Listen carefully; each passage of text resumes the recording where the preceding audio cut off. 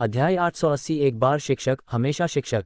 आखिरकार मैंने सभी 5 विरासत की अंगूठियां एकत्र कर ली हैं, केवल 3 बची हैं। मुझे नहीं पता कि मेरा भाग्य मेरा साथ देगा या नहीं, लेकिन मैं वांग हाओ निश्चित रूप से सभी 8 अंगूठियां प्राप्त करूंगा। वांग हाओ के बाएं हाथ पर बने काले छल्ले के पैटर्न के 8 कोनों में से 5 आपस में मिल गए हैं, केवल अंतिम 3 रिक्त स्थान बचे हैं। ये पुस्तक सर्वप्रथम वेबसाइट का नाम संकेतित पर प्रकाशित हुई है, जो उत्कृष्ट ताइवानी पुस्तकों का एक व्यापक संग्रह प्रस्तुत करती है और आपको त्रुटियों और अव्यवस्थित अध्यायों से मुक्त पठन अनुभव प्रदान करती है। वांग हाओ को अंतरिक्ष के 5 स्तरों को पार करने में कुल 31 साल लगे। मैंने कभी सोचा भी नहीं था कि मैं 30 साल से ज्यादा समय तक इस सुनसान टावर में फंसा रहूंगा। मुझे हैरानी है कि मेरे माता पिता कैसे होंगे। क्या वांग मेंग की शादी हो गई है? ... वाह, मुझे बिल्कुल उम्मीद नहीं थी कि दिव्य क्रिस्टल नियमों की शक्ति के निर्माण को गति दे सकता है और यहाँ तक कि नियमों को समझने की गति को भी तेज कर सकता है। वांग हाओ ने पाया कि जब वह दिव्य क्रिस्टल को धारण करता था तो वह नियमों की शक्ति का अभ्यास करने या उसका उपयोग करने में अधिक कुशल हो जाता था। इसके अलावा दिव्य क्रिस्टल के भीतर मौजूद दिव्य ऊर्जा वांग हाओ की विभिन्न नियम शक्तियों को समझने की गति को सूक्ष्म रूप से बढ़ा सकती थी। युवक, तुम बहुत सारे और आपस में मिले जुले नियमों का अभ्यास कर रहे हो। मेरा सुझाव है कि अमृतत्व प्राप्त करने से पहले अग्नि तत्व के नियम का अभ्यास करो और आंधी और गुरुत्वाकर्षण के नियम को कुछ समय के लिए त्याग दो। अग्नि तत्व के नियम से अमृतत्व प्राप्त करने पर अपना सारा ध्यान केंद्रित करो। अमर बनने के बाद तुम्हारे पास अभ्यास करने के लिए पर्याप्त समय होगा। तब आंधी और गुरुत्वाकर्षण के नियम का अभ्यास फिर से शुरू करने में देर नहीं होगी। अन्यथा तुम्हारे वर्तमान स्तर पर एक ही समय में 3 नियमों का अभ्यास करना और साथ ही 3 क्लोनों के अभ्यास का ध्यान रखना थोड़ा मुश्किल होगा। एल्डर वू द्वारा दिए गए साधना संबंधी मार्गदर्शन और मोजिंग प्रणाली द्वारा सुझाए गए साधना मार्ग मूल रूप से एक ही हैं, दोनों ही साधना के स्तर में सुधार को प्राथमिकता देते हैं। लेकिन वांग हाओ की राय इससे अलग है। वांग हाओ के मन में इस समय सबसे बड़ी चिंता अपनी ताकत को बढ़ाना है। वांग हाओ की सबसे बड़ी इच्छा अपनी सीमाओं को तोड़कर कम से कम समय में निर्जन टावर पर विजय प्राप्त करना है। जहां तक आंधी और गुरुत्वाकर्षण के नियमों को त्यागने की बात है या यहां तक कि तलवारबाजी के अभ्यास को छोड़ने की बात है, वांग हाओ ऐसा बिल्कुल नहीं कर सकता था। हे वू जी, मैं अपनी साधना के मार्ग पर पूरी तरह से नियंत्रण में हूँ।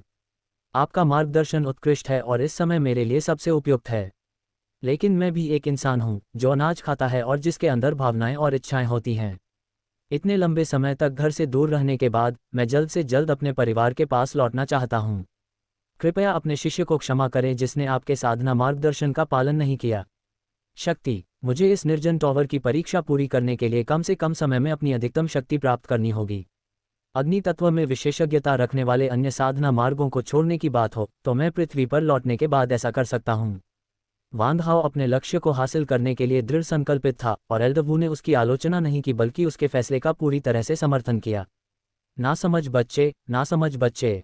एक बार जब कोई मार्शल आर्टिस्ट मार्शल आर्ट का मार्ग चुन लेता है तो उसे सभी बाधाओं को पार करना ही पड़ता है। 7 भावनाएं और 6 इच्छाएं वे सभी बंधन हैं जो मार्शल आर्ट के क्षेत्र में उन्नति में बाधा डालते हैं। तुम्हें इस जटिल समस्या को सुलझाकर इन्हें त्याग देना होगा। यदि तुम भविष्य में असाधारण उपलब्धियां प्राप्त करना चाहते हो और इस ब्रह्मांड से परे जाकर एक व्यापक भविष्य की प्राप्ति करना चाहते हो तो तुम्हें त्याग करना सीखना होगा। केवल वही लोग जो त्याग कर सकते हैं वे ही अधिक प्राप्ति का मार्ग समझ सकते हैं। मुझे आशा है कि तुम इस पर गंभीरता से विचार करोगे। तुम्हारा मार्ग तुम्हारा स्वयं का चुनाव है और तुम्हारे गुरु का इसमें हस्तक्षेप करना उचित नहीं है। एक दिन तुम निश्चित रूप से ज्ञान प्राप्त करोगे। मास्टर वो कभी कभी वांग हाओ को मार्गदर्शन प्रदान करते थे, लेकिन दोनों के दार्शनिक विचारों में मतभेद लगातार गहरे होते जा रहे थे। यद्यपि ज्ञान प्राप्ति के उनके मार्ग भिन्न थे, फिर भी गुरु और शिष्य का संबंध अत्यंत सौहार्दपूर्ण था। इन भिन्नताओं का वांग हाओ के हृदय में गुरु वू के आदरपूर्ण भाव पर कोई प्रभाव नहीं पड़ा और गुरु वू की दृष्टि में वांग हाओ को दुष्ट शिष्य नहीं माना गया। वांग हाओ ने हमेशा अपने सभी गुरुओं का सम्मान किया है, चाहे वह दयालु चाचा कैरेट हो जिनसे वह बचपन में मिले थे, या उनकी खूबसूरत कक्षा शिक्षिका लीजू हो, या ओल्ड मिंग हो, मास्टर मिंगडो हो, ड्रैगन कबीले के आओजिंग हो, या अदृश्य वृद्ध अमर वरिष्ठ हो आदि। वांग हाओ को जिन भी शिक्षकों ने दया और मार्गदर्शन दिखाया है उन सभी का उनके दिल में एक ही स्थान है। एक दिन का शिक्षक जीवन भर का शिक्षक होता है। वांग हाओ ने अपने सभी शिक्षकों से प्राप्त मार्गदर्शन और सलाह को हमेशा याद रखा है और वह इसे कभी नहीं भूलेंगे। ... वांग हाओ ने सीधे परित्यक्त देवताओं के पद के 5वें चरण में प्रवेश नहीं किया, बल्कि इसके बजाय उजाड़ टावर क्षेत्र के 5वें स्तर के भीतर डोमेन लॉर्ड स्तर के अंतिम चरण में आगे बढ़ने का विकल्प चुना। वीरान मीनार क्षेत्र के 5वें स्तर में प्रवेश करने पर वांग हाओ की साधना पहले ही मध्य चरण डोमेन लॉर्ड स्तर के शिखर पर पहुंच चुकी थी और वह किसी भी समय अंतिम चरण डोमेन लॉर्ड स्तर पर पहुंचने के जोखिम में था।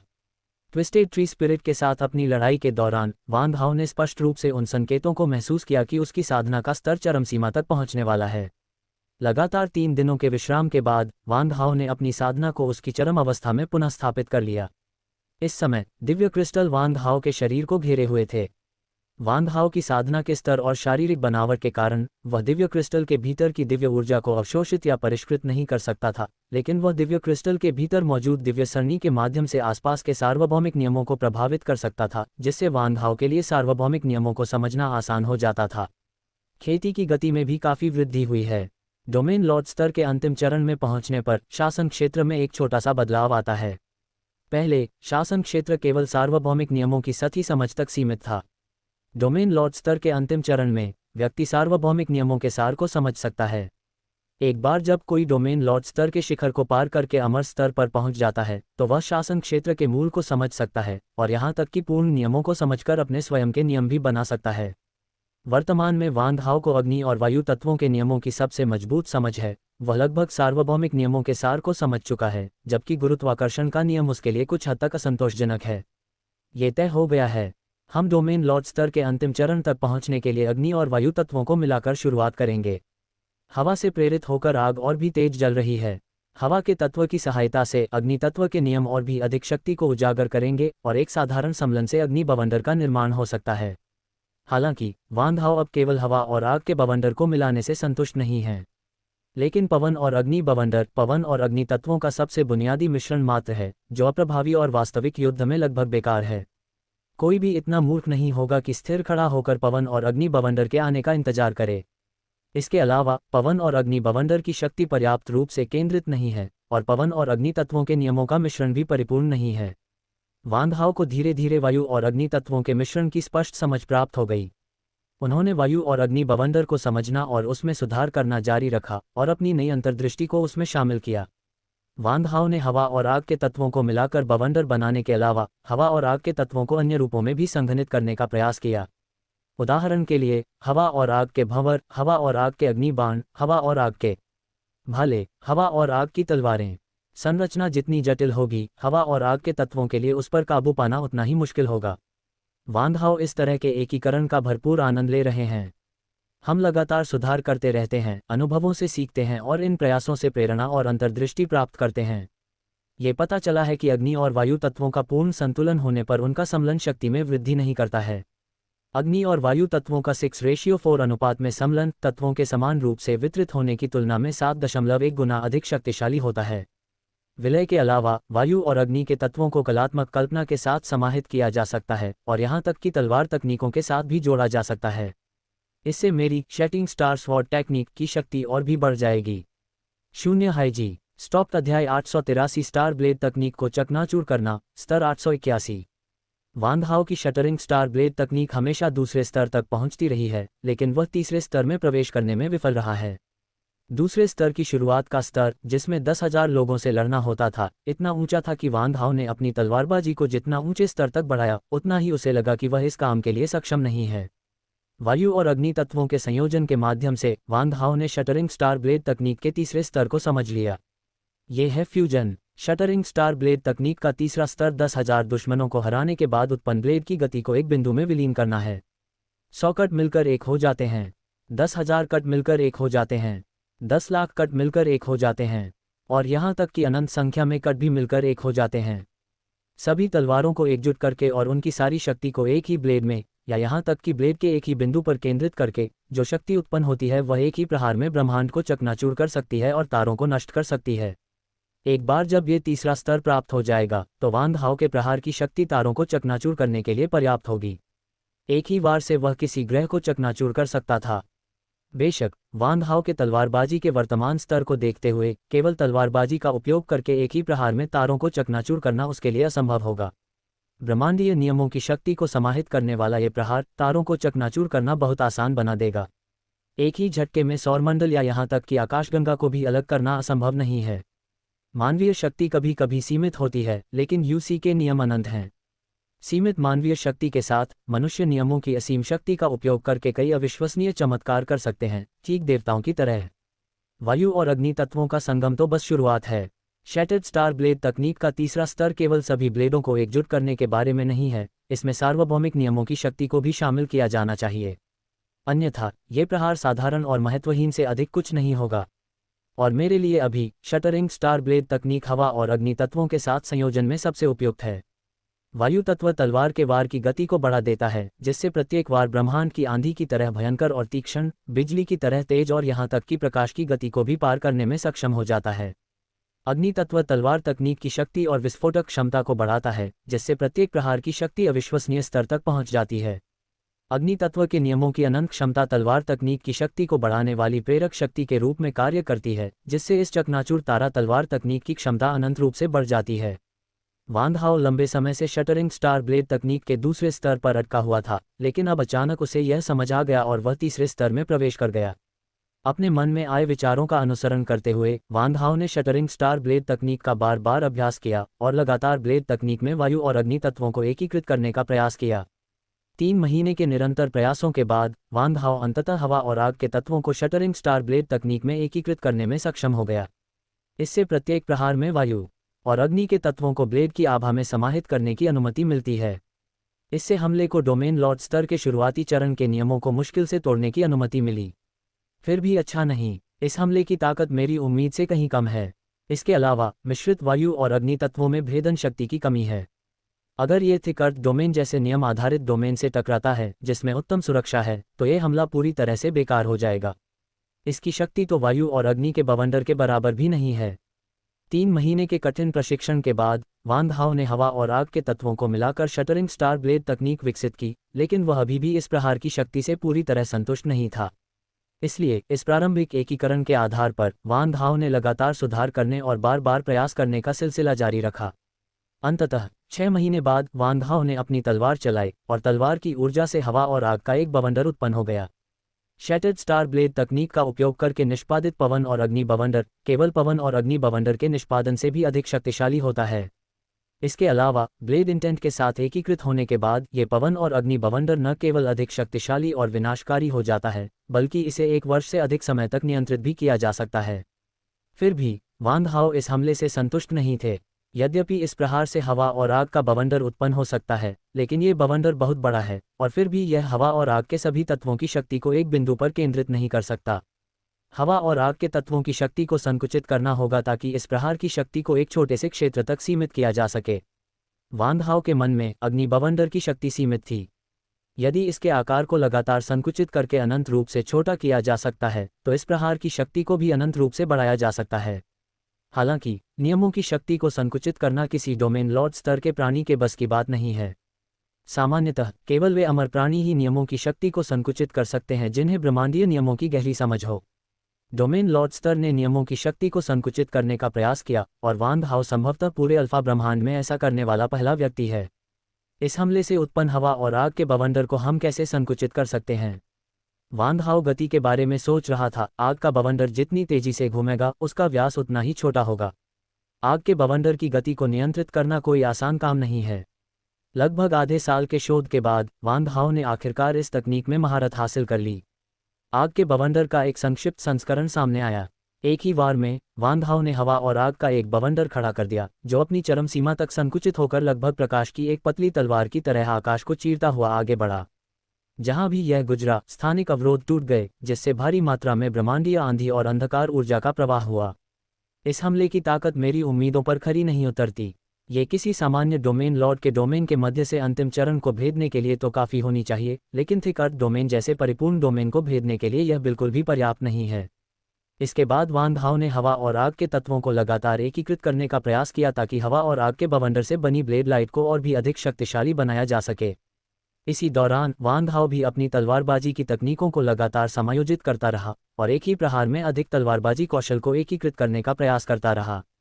तलवारबाजी के इस वर्ष ने वांग हाओ को 100 तलवारों को एक में एकीकृत करने की कला में महारत हासिल करने में सक्षम बनाया।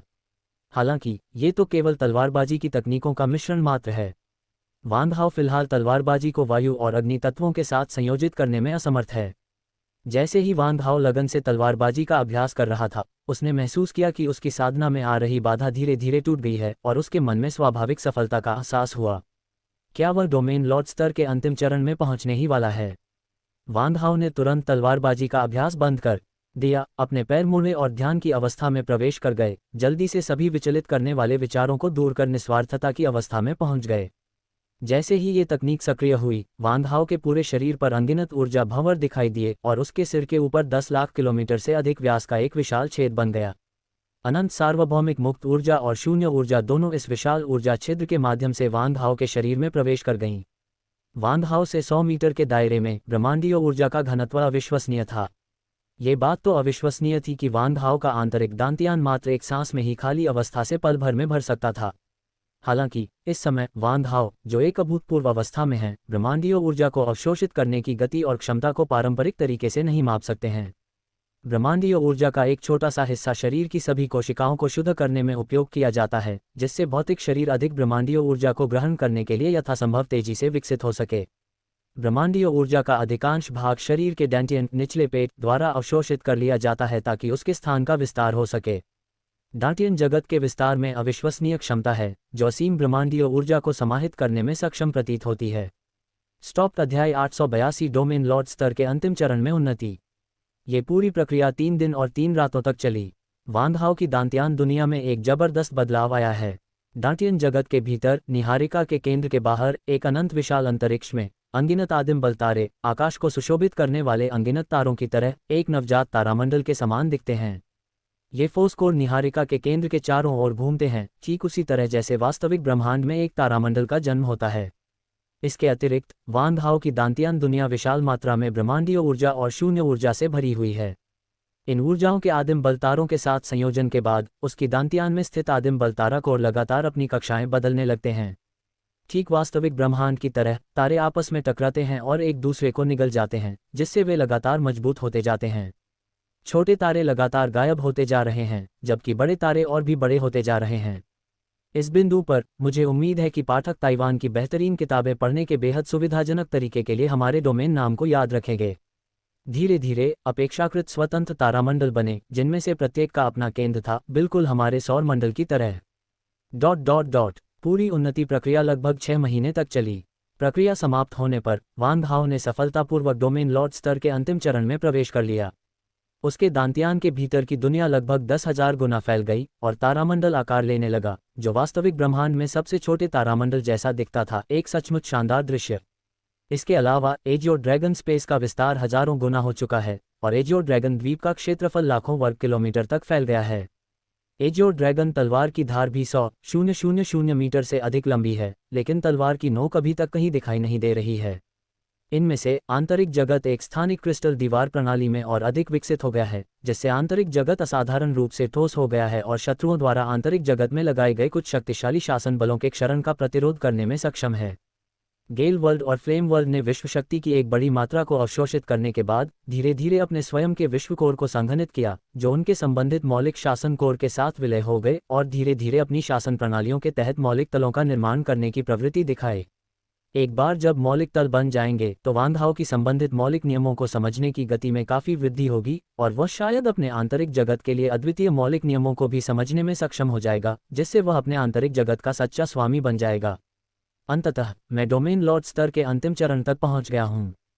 अगला पड़ाव डोमेन लॉर्ड स्तर का शिखर है। एक बार जब मैं शिखर की बाधा को पार कर लूंगा तो मैं एक अमर दिव्य शरीर का निर्माण करूंगा, मेरी भौतिक कोशिकाएं अमर कण बन जाएंगी और मेरी आत्मा अमर हो जाएगी। उन्नति पूरी करने और अपने शरीर से परिचित होने के बाद वांग हाओ ने निर्जन टॉवर विश्व के 6ठे स्तर यानी त्यागे हुए देवताओं के मार्ग का द्वार खोल दिया। जैसे ही वांग हाओ ने ईश्वर के त्याग के मार्ग के 5वें चरण में कदम रखा, उसे ऐसा लगा मानो वह किसी प्राचीन तारों भरे आकाश में हो। घोर अंधेरे आकाश के ऊपर अनगिनत विशाल तारे उल्टे लटके हुए थे, अंतहीन प्रचंड हवाएं आकाश में बह रही थीं, भयावह गुरुत्वाकर्षण करोड़ों गुना अधिक था। जब वांग हाओ ने इस दिव्य परित्याग के मार्ग पर कदम रखा तो उसे ऐसा लगा मानो वह किसी सफेद बौने तारे पर आ गया हो। भयानक गुरुत्वाकर्षण ने वांग हाओ को तुरंत काले पत्थर की सीढ़ियों पर कुचल दिया, जिससे वह हिलने डुलने में असमर्थ हो गया और उसके पूरे शरीर से खून बहने लगा। कितना भयानक! अपनी अंतिम सांस के साथ वांग हाओ ने गुरुत्वाकर्षण क्षेत्र को मुक्त कर दिया।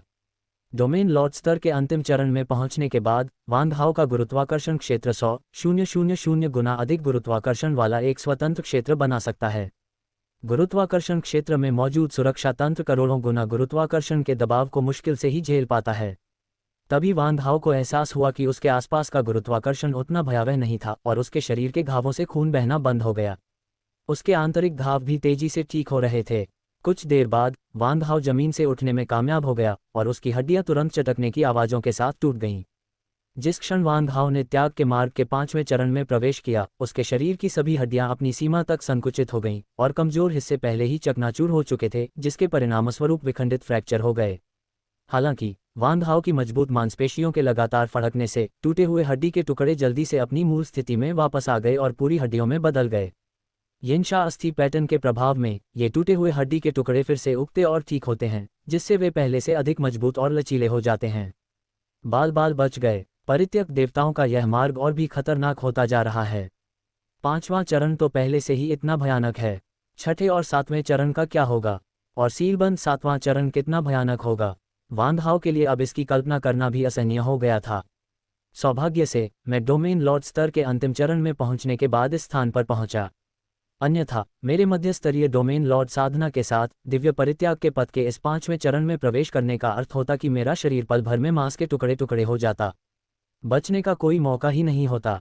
वान हाओ बस पालथी मारकर बैठ गया और अपने द्वारा बनाए गए गुरुत्वाकर्षण क्षेत्र के भीतर अपनी आंतरिक ऊर्जा को प्रवाहित करके अपनी चोटों को ठीक करने लगा। ऐसी दमनकारी परिस्थितियों के बावजूद वान हाओ ने अपने गुरुत्वाकर्षण क्षेत्र में एक और बड़ी सफलता हासिल की, जिससे नियंत्रणीय गुरुत्वाकर्षण को 200,000 गुना तक बढ़ा दिया गया। यह अचानक दोगुना हो गया। मेरे शरीर पर महसूस होने वाला गुरुत्वाकर्षण का दबाव भी काफी कम हो गया है और मेरा शरीर अब गुरुत्वाकर्षण क्षेत्र के भीतर स्वतंत्र रूप से गति करने में सक्षम है। इंकस्टार सिस्टम का उपयोग करते हुए वान हाओ ने अपने पूरे शरीर की गहन जांच की और कोई छिपा हुआ खतरा न मिलने पर ही राहत की सांस ली। एक सामान्य श्वेत बौने तारे के गुरुत्वाकर्षण से केवल कुछ दसियों मिलियन से लेकर अरबों गुना ही होता है। यहाँ का गुरुत्वाकर्षण एक छोटे श्वेत बौने तारे के गुरुत्वाकर्षण के बराबर है। ये वाकई बहुत डरावना है। इतने भयावह गुरुत्वाकर्षण के तहत सामान्य प्राणियों के लिए जीवित रहना बिल्कुल असंभव होगा। हालांकि कुछ भी निश्चित नहीं है। श्वेत बौनों पर जीवित रहने वाली प्रजातियां ब्रह्मांड में दुर्लभ नहीं हैं। यहाँ तक कि ऐसी अफवाहें भी हैं कि कई प्रतिभावान तारामंडलीय जीव श्वेत बौनों पर ही पैदा हुए थे। उनमें जन्म से ही एक सामान्य डोमेन लॉर्ड की सर्वोच्च शक्ति होती है और वयस्क होने पर वे अमर प्राणी बन सकते हैं। वान हाओ को काली पत्थर की सीढ़ियां चढ़ने की कोई जल्दी नहीं थी। इसके बजाय वह यहाँ के भयानक गुरुत्वाकर्षण का उपयोग करके अपने शरीर को मजबूत बनाना चाहता था ताकि चढ़ाई करने से पहले वह पर्याप्त ताकतवर हो जाए। मेरी शारीरिक साधना अभी हाल ही में 5वें स्तर चिशोधन क्षेत्र तक पहुंची है। यहाँ की भयानक हवाएं और गुरुत्वाकर्षण मेरे शरीर को निखारने के लिए एकदम सही वातावरण है। वान हाओ के शरीर के भीतर मौजूद ब्लड विच कोडेक्स लगातार काम कर रहा था और उसकी रक्तरेखा की शक्ति हर पल धीरे धीरे बढ़ रही थी। इस समय अपने शारीरिक विकास को गति देने के लिए वान हाओ को अपना ध्यान भटकाना पड़ा और अपनी शारीरिक साधना तकनीक के प्रवाह को तेज करना पड़ा। हालांकि ब्लड विच मैनुअल का अध्ययन कभी रुका नहीं। ये वही तपस्वी प्रशिक्षण पद्धति है जिसका पालन वान हाओ ने वीरान टावर में प्रवेश करने के बाद से किया है। दिन रात निरंतर अभ्यास के माध्यम से यहाँ तक कि सबसे कठिन परिस्थितियों में भी और यहाँ तक कि दुश्मनों के साथ जीवन मरण की लड़ाई के बीच भी वान हाओ ने अपनी मुख्य साधना तकनीक का अभ्यास करना कभी नहीं छोड़ा। यही कारण है कि वान हाओ की वंश परंपरा बिना रुके विकसित हो सकती है और यहाँ तक कि अपनी वंश परंपरा के विकास के माध्यम से उसके शारीरिक विकास को भी प्रभावित कर सकती है। अब भयानक गुरुत्वाकर्षण के दबाव में वान हाओ मोरो कबीले की शरीर निर्माण तकनीक का प्रयोग कर रहा है और उसका शरीर लगातार रक्त और ऊर्जा का संचार कर रहा है, जिससे आसपास के अंतरिक्ष में सार्वभौमिक तूफानी हवाओं का अवशोषण तेज हो रहा है, जिसके परिणामस्वरूप बड़ी मात्रा में सार्वभौमिक तूफानी हवाएं वान हाओ के शरीर में प्रवेश कर रही हैं। आंधी की अधिकांश शक्ति सीधे आंतरिक जगत द्वारा अवशोषित कर ली गई और आंधी जगत का हिस्सा बन गई। तेज हवाओं का एक छोटा सा हिस्सा वान हाओ के लिए अपने शरीर को मजबूत बनाने का गुप्त हथियार बन गया। ब्रह्मांडीय तूफानी हवाओं के निरंतर प्रभाव से वान हाओ की हड्डियां और मांसपेशियां बहुत मजबूत और लचीली हो गईं। स्टॉप अध्याय 883 यिन यांग फोर्स फील्ड। यिनशा अस्थि पैटर्न और यांगशा दानव पैटर्न भी लगातार विकसित हो रहे हैं। यिन और यांग के विलय के बाद वान हाओ के शरीर में एक जैव बल क्षेत्र का निर्माण हुआ जो इन यांग चक्की के पत्थर की तरह वान हाओ के शरीर की कोशिकाओं को लगातार पीसता रहा, जिससे कोशिकाओं में गहरे स्तर से एक निश्चित विकास हुआ। अंततः वान हाओ के शरीर की प्रत्येक कोशिका में दो पूरी तरह से अलग अलग ऊर्जाएं यिन और यांग मौजूद थीं, जो आपस में विलीन और प्रतिकर्षित होती थीं, फिर भी संतुलन बनाए रखती थीं। इन दोनों ऊर्जाओं की सुरक्षा से वान हाओ के शरीर की हर कोशिका की रक्षा क्षमता में काफ़ी वृद्धि हुई। इसके अलावा इन कक्षों में तेज हवा का एक बड़ा झोंका भी प्रवेश करने लगा। तेज हवाओं से प्रेरित होकर यिन और यांग नामक दो ऊर्जाएं धीरे धीरे कोशिकाओं के भीतर घूमने लगीं, चक्की के पत्थर की तरह घूमती रहीं। इससे यिन और यांग की शक्तियां सामंजस्य स्थापित कर पाती हैं और एक दूसरे की पूरक बन जाती हैं।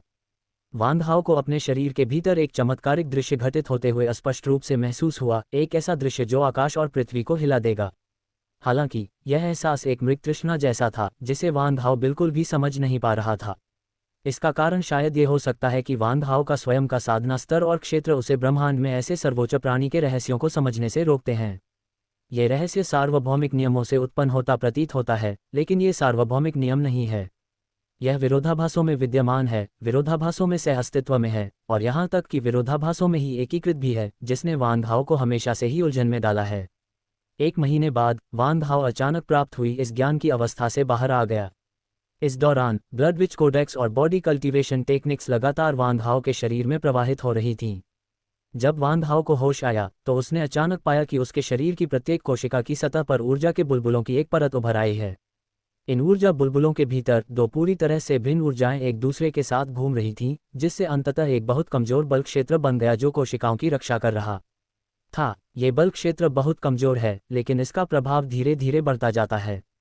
वान हाओ की अरबों कोशिकाओं से उत्पन्न असंख्य कमजोर बल क्षेत्र एक दूसरे पर आरोपित होकर उसके पूरे शरीर में एक विशाल बल क्षेत्र का निर्माण करते हैं। उसी क्षण वान हाओ ने महसूस किया कि उसका शरीर अविश्वसनीय रूप से शक्तिशाली हो गया है। इसके अलावा जैसे जैसे वान हाओ ने गुरुत्वाकर्षण क्षेत्र को धीरे धीरे कमजोर किया, उसे ये देखकर आश्चर्य हुआ कि उसका शरीर गुरुत्वाकर्षण बल से 10 लाख गुना अधिक बल सहन कर सकता है। अद्भुत! मैं गुरुत्वाकर्षण बल से 10 लाख गुना अधिक बल सहन कर सकता हूँ। मेरी शारीरिक शक्ति शायद अमरता के स्तर तक पहुँच गई है। वान हाओ बेहद खुश था, इसलिए उसने गुरुत्वाकर्षण क्षेत्र को कमजोर करना जारी रखा। इस समय वान हाओ ने पाया कि वह 5 मिलियन गुना गुरुत्वाकर्षण के तहत भी अप्रभावित रह सकता है, लेकिन 5 मिलियन गुना गुरुत्वाकर्षण से अधिक होने पर उसकी कोशिकाओं की सतह पर मौजूद बल क्षेत्र के ढहने का खतरा होगा। कितना शक्तिशाली! ये बल क्षेत्र वास्तव में इतने भयानक गुरुत्वाकर्षण का सामना कर सकता है। आइए यिन और यांग बलों के सम्मिलन से निर्मित बल क्षेत्र को यिन यांग बल क्षेत्र कहें। मुझे लगता है कि यिन यांग बल क्षेत्र में अभी भी असीमित क्षमता है। यिन और यांग का एकीकरण अभी तक उतना सुचारू नहीं है, और प्रत्येक कोशिका के भीतर यिन यांग बल क्षेत्र में सुधार की गुंजाइश अभी भी है। वान हाओ ने अपने विचारों को प्रत्येक कोशिका में फैला दिया और यिन यांग बल क्षेत्र में होने वाले परिवर्तनों का सावधानीपूर्वक अवलोकन किया। वान हाओ की मानसिक शक्ति अब अविश्वसनीय रूप से शक्तिशाली है, उसकी आत्मा अविश्वसनीय रूप से लचीली है, और उसके विचार आसानी से उसके शरीर की हर कोशिका में फैल सकते हैं। अतीत में यह असंभव होता। उसके शरीर में असंख्य कोशिकाएं होने के कारण अपने विचारों को इतनी व्यापकता से फैलाना उसकी आत्मा और मानसिक शक्ति पर अत्यधिक दबाव डालता है। यदि वान हाओ डोमेन लॉर्ड स्तर के अंतिम चरण तक नहीं पहुंचा होता तो वह ऐसा कर ही नहीं पाता। ये यिन यांग बल क्षेत्र अद्भुत है। ये वास्तव में शरीर की प्रत्येक कोशिका में मौजूद कमजोर बल क्षेत्रों को कुछ गहन नियमों के साथ एकीकृत कर सकता है, और वह भी व्यवस्थित, तर्कसंगत और परिपूर्ण तरीके से। ये सचमुच एक चमत्कार है। वान हाओ ने इस यिन यांग बल क्षेत्र के गहन रहस्य को महसूस किया और ऐसा प्रतीत हुआ कि उन्हें कुछ अंतर्दृष्टि प्राप्त हो गई है। यिन और यांग की शक्तियां आपस में विलीन और प्रतिकर्षित होती हैं, फिर भी आंधी के बल पर वे एक अनंत चक्र का निर्माण करती हैं जो न तो निकट है और न ही दूर, बल्कि ऊपर से नीचे तक जुड़ा हुआ है। इसका अर्थ है कि यिन और यांग का बल क्षेत्र कभी नहीं रुकेगा। जब तक बाहरी बल भौतिक शरीर पर दबाव डालते रहेंगे, ये बल क्षेत्र स्वतः सक्रिय होता रहेगा और शरीर की प्रत्येक कोशिका को एक में विलीन कर देगा। तेज हवाओं ने यिन और यांग बलों के बीच यिन यांग बल क्षेत्र के निर्माण के लिए उत्प्रेरक का काम करने के बाद वे महत्वहीन हो गए। जब वान हाओ ने यिन यांग बल क्षेत्र से आंधी को निकालने का प्रयास किया तो दो बुरी शक्तियों का विलय और भी अधिक सामंजस्यपूर्ण हो गया, और यिन यांग बल क्षेत्र की रक्षात्मक शक्ति तुरंत कई गुना बढ़ गई। इसके बाद वान हाओ ने गुरुत्वाकर्षण नियम के दायरे को और कमजोर करना शुरू कर दिया। इसके बाद वान हाओ ने पाया कि उसका शरीर 10 मिलियन गुना गुरुत्वाकर्षण के भयानक दबाव से पूरी तरह अप्रभावित था, और वह काले पत्थर की सीढ़ियों पर स्वतंत्र रूप से चल सकता था। इसलिए वान हाओ ने अपने गुरुत्वाकर्षण नियंत्रण क्षेत्र को पूरी तरह से वापस ले लिया, जिससे उसका शरीर सीधे 10 मिलियन गुना गुरुत्वाकर्षण के भयानक दबाव के संपर्क में आ गया। वाह, कितना अच्छा लग रहा है! मेरे शरीर ने 10 मिलियन गुना गुरुत्वाकर्षण सहन कर लिया। यहाँ तक कि एक चरम प्रारंभिक अवस्था का अमर भी ऐसा नहीं कर सकता। केवल कुछ असाधारण रूप से प्रतिभाशाली और शक्तिशाली जीव ही ऐसा कर सकते हैं। दूसरे शब्दों में, यिन यांग बल क्षेत्र की सुरक्षा में मेरा शरीर अब एक शक्तिशाली जीव के समान है। वाह, वान हाओ बेहद खुश था। गुरुत्वाकर्षण बल से लाखों गुना अधिक बल सहन करने के लिए पूरी तरह से अपने शरीर पर निर्भर रहने के कारण वान हाओ का रक्त अत्यंत गाढ़ा, लगभग तरल धातु जैसा हो गया, जिससे हिलना डुलना बेहद मुश्किल हो गया। उसकी छोटी छोटी रक्तवाहिकाएं भी पूरी तरह से संकुचित हो गईं, जिससे सांस लेना असंभव हो गया। उसका पूरा शरीर, मांस, हड्डियां और यहाँ तक कि कोशिकाएं भी अत्यधिक संकुचित हो गई थीं। यह अत्यधिक संपीड़न ही है जिसके कारण वान हाओ के शरीर का घनत्व आश्चर्यजनक दर से बढ़ रहा है। शरीर में मौजूद कुछ अशुद्धियां इस भयानक गुरुत्वाकर्षण के कारण सीधे शरीर से बाहर निकल जाती हैं और हड्डियों के लगातार संकुचित होने के बाद अस्थि संरचना अधिक जटिल और पेचीदा हो जाती है। शरीर की हर कोशिका अद्भुत विकास की प्रक्रिया से गुजर रही है। यिन और यांग की ऊर्जाओं का परस्पर प्रवाह शरीर की प्रत्येक कोशिका पर निरंतर होता रहता है, जिससे शरीर की प्रत्येक कोशिका लगातार रूपांतरित होती रहती है। यिन यांग ऊर्जा क्षेत्र पर गुरुत्वाकर्षण जितना अधिक होगा, इन यिन और यांग बलों द्वारा कोशिकाओं का उत्तेजना और रूपांतरण उतना ही अधिक होगा। अंततः इसके परिणामस्वरूप वान हाओ का शरीर उत्तरोत्तर बढ़ते गुरुत्वाकर्षण को सहन करने में सक्षम हो गया। इसके अतिरिक्त जैसे जैसे भौतिक शरीर बड़ा होता जाता है और शरीर की प्रत्येक कोशिका मजबूत होती जाती है, यिन और यांग बलों का सम्मिलन बढ़ता जाता है और यिन यांग बल क्षेत्र भी मजबूत होता जाता है। यह एक परस्पर पूरक प्रक्रिया है। जैसे जैसे वान हाओ अपने शरीर के अनुरूप ढलने लगा, उसने अपनी आंतरिक ऊर्जा के संचार को तेज करने का प्रयास शुरू कर दिया। गुरुत्वाकर्षण क्षेत्र की सहायता से वान हाओ की शक्ति संचारित करने की गति पर भयानक गुरुत्वाकर्षण का कोई प्रभाव नहीं पड़ेगा। हालांकि जब वान हाओ अपने भौतिक शरीर का उपयोग करके करोड़ों गुना गुरुत्वाकर्षण का सामना करने का प्रयास करेगा, तो गुरुत्वाकर्षण के कारण उसकी नसें और रक्तवाहिकाएं संकुचित हो जाएंगी, जिससे ये बेहद मुश्किल हो जाएगा। हालांकि आप जिस वातावरण में अभ्यास करेंगे वह जितना कठिन होगा, आपकी प्रगति उतनी ही अधिक होगी। वान हाओ ने महसूस किया कि उसकी रक्तरेखा की शक्ति असाधारण रूप से शुद्ध हो रही है। जैसे ही रक्त चुड़ैल संहिता का प्रभाव उसके शरीर पर पड़ा, वह अपने शरीर के भीतर से गर्जना की स्पष्ट आवाजें भी सुन सकता था। इसके अलावा वंशानुगत शक्ति से निकलने वाली आभा लगातार मजबूत होती जा रही है और जीवन शक्ति लगातार अधिक लचीली होती जा रही है। यिन शा अस्थि पैटर्न और यांग शा दानव पैटर्न एक साथ सुनहरी रेखाओं के साथ फूट पड़े, जिससे उनका पूरा शरीर ऐसा प्रतीत होने लगा मानो वह चकाचौंध भरी सुनहरी रोशनी की एक परत से ढका हुआ हो। स्टॉप। अध्याय 884 काला वस्त्रधारी अजनबी। प्रश्नवाचक चिन्ह। 15 महीने बाद वान हाओ ने आखिरकार ईश्वर के त्याग के मार्ग के 5वें चरण के अंतिम पड़ाव पर कदम रख दिया है। इस समय वान हाओ का पूरा शरीर मानो सोने की परत से ढका हुआ था। उसके पूरे शरीर पर बने जटिल और पेचीदा सुनहरे चक्र के प्रतीक और राक्षसी चिन्ह, घने और पेचीदा पैटर्न की तरह, उसकी त्वचा के हर इंच को पूरी तरह से ढके हुए थे।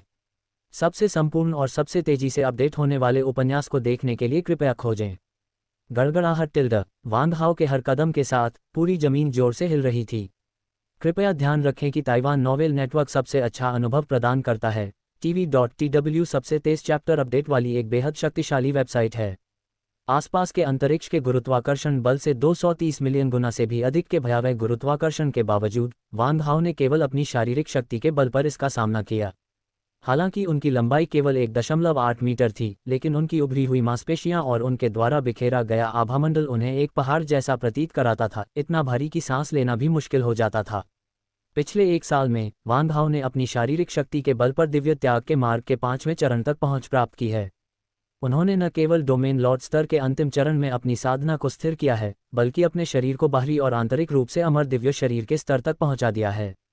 दूसरे शब्दों में कहें तो भले ही वान हाओ का भौतिक शरीर अमर कणों में परिवर्तित होने में सक्षम न हो, फिर भी उसका भौतिक शरीर साधारण अमर प्राणियों का मुकाबला करने के लिए पर्याप्त रूप से मजबूत है।